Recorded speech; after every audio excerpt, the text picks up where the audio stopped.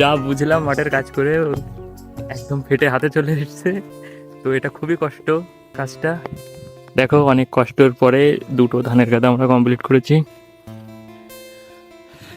তো বন্ধু এত কষ্ট তো করলাম আমরা, এই ভিডিওটা 100টা লাইক আসবে তো?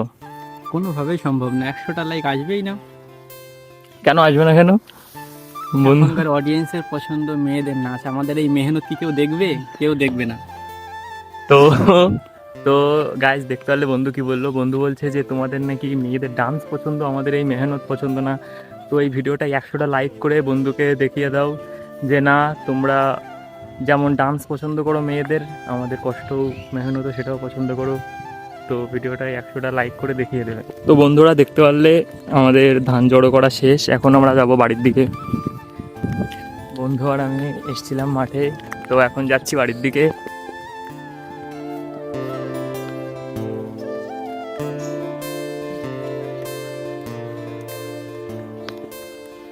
তো বন্ধুরা আজকে মাঠে ভিডিও বানাতে আসার একটা বিশেষ কারণও আছে।